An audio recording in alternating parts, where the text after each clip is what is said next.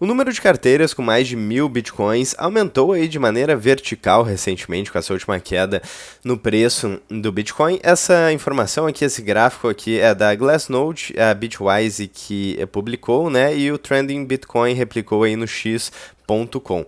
Então o número de carteiras com mais de 1.000 bitcoins subiu exponencialmente com a queda de preço no Bitcoin. Será que baleias estão aproveitando para acumular? É sobre isso que eu quero falar no vídeo de hoje. E antes de começar o vídeo, já deixa o like, fique à vontade na seção dos comentários e considere fazer parte da área de membros para acessar todo o conteúdo exclusivo do canal e ainda apoiar aí a nossa iniciativa e viabilizar conteúdos com cada vez mais frequência e mais qualidade para vocês. O preço do Bitcoin é 87,2 mil dólares no momento que eu estou gravando esse vídeo e 486 mil reais, então ainda abaixo da faixa dos 500 mil reais, preço lateralizado, bem pacato aí, bem sem graça. Não só o anual, embora a gente tenha passado por máximas históricas, estamos aí com uma queda aí no anual, vamos colocar em dólar, né? Uma queda de 6% em dólar no anual. E nos últimos meses, nas últimas semanas, está bastante pacato e a gente é incrível, né? Sempre que o preço começa a subir, a gente tem essa liquidação ali de posições alavancadas em Bitcoin. Isso está acontecendo não só nos últimos dias, mas já faz mais de um mês que esse padrão vem acontecendo com o preço do Bitcoin de lado. Então, interessante, alguns boatos de uma potencial manipulação no preço do Bitcoin, talvez alguém esteja ganhando dinheiro com alguma operação aí de curto prazo, mas o fato é que não tem como manipular o preço para sempre e estamos em 87 mil dólares com preço lateralizando. O disclaimer clássico do canal é que isso não é uma dica de investimentos, então é um disclaimer que a gente sempre faz. Vamos falar um pouco sobre essa questão aí das carteiras com mais de 1.000 Bitcoins. O que o gráfico está mostrando, então? A gente tem aqui na linha preta o preço do Bitcoin, em verde o número de carteiras com mais de 1.000 Bitcoins. Aqui tem a fonte, né, Glassnode e Bitwise, então dados on-chains reais, não uma pesquisa. E o que isso quer dizer? Então as maiores entidades estão voltando a acumular e rápido. É isso que o gráfico mostra. Quem controla mais de 1.000 Bitcoins não é varejo, trader emocional, especulador de curto prazo, e geralmente são fundos, são mesas institucionais, são early adopters muito capitalizados, estruturas com horizonte de longo prazo. E essas entidades não compram topo por euforia, não fazem DCA por narrativa, elas acumulam quando há desalavancagem mais capitulação. E agora, né, tem uma coisa sutil que está acontecendo. Em boa parte aí de 2024 e 2025, o preço subiu e o número de baleias aí caiu, então tivemos uma distribuição e agora o preço corrigiu, está lateralizado, né, já faz algumas semanas, mês aí.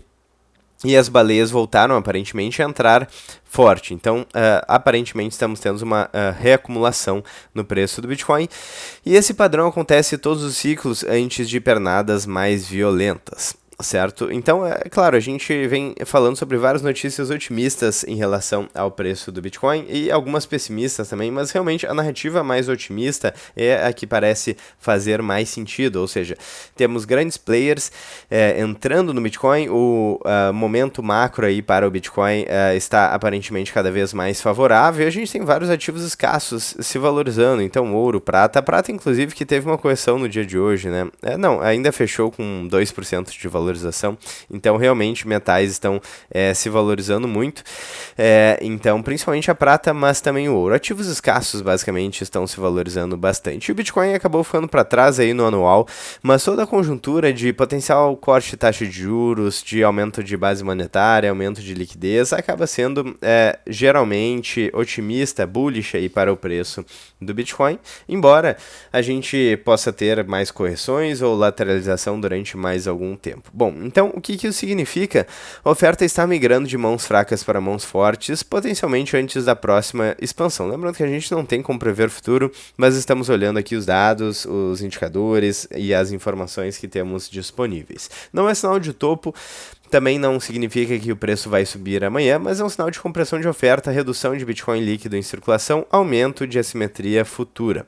E um erro clássico aqui de interpretação é que se baleias estão comprando, então vou comprar alavancado agora. E cuidado, né? Stay Rumble and Stack Sats acaba valendo para a maior parte do tempo, porque muitas pessoas alavancadas aí estão sendo liquidadas, a gente vem falando sobre isso bastante, com essa certa volatilidade aí de preço do Bitcoin, e baleias geralmente compram em tempo, absorvem queda e não precisam acertar o fundo. E o gráfico Não é um convite à pressa, mas é uma confirmação aí de uma acumulação um pouco mais estrutural. E conversa perfeitamente com várias informações que a gente vem mostrando de indicadores aí indicando capitulação, MVRV de curto prazo marcando fundo, pressão vendedora enfraquecendo, liquidez global começando a destravar. E isolado, né, interessante, e em conjunto é perigoso ignorar, né? Então a gente analisa vários fatores aqui, não apenas a questão das baleias, mas tem outros indicadores aí que estão corroborando com essa perspectiva aí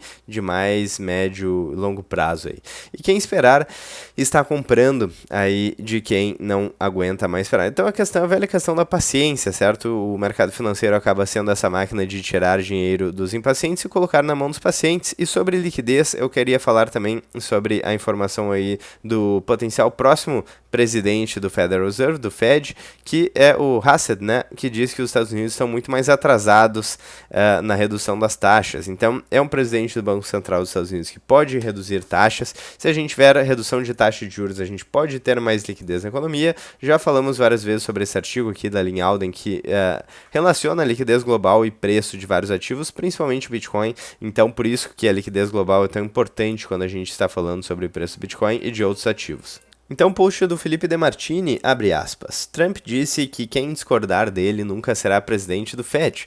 E já sabemos que o Trump tem a intenção aí de baixar a taxa de juros. A gente sabe que baixando taxa de juros, mais liquidez no mercado, significa aí, temporariamente, pelo menos, um cenário melhor. É claro que manipulação de taxa de juros nunca é algo bom.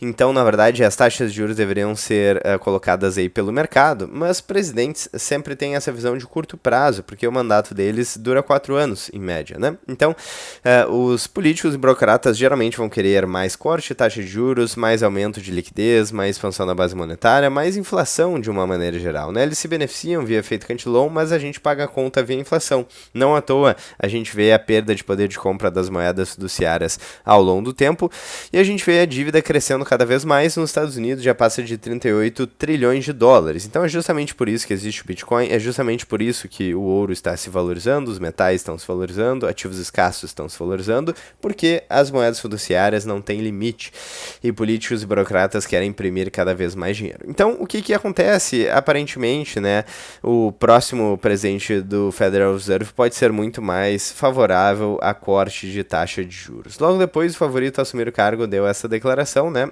que eu já mencionei, do fato de que os Estados Unidos estão atrasados na redução da taxa de juros. Então, existe aí essa perspectiva bastante alta de eleição de um presidente do Federal Reserve mais disposto a cortar taxa de juros. O Donald Trump, então, primeiro diz publicamente que quem discordar dele não será presidente do Fed, e logo depois o Kevin Hassett, favorito ao cargo, confirma que os Estados Unidos estão muito atrasados na redução de taxa de juros. Não é uma opinião técnica isolada, é um alinhamento político prévio.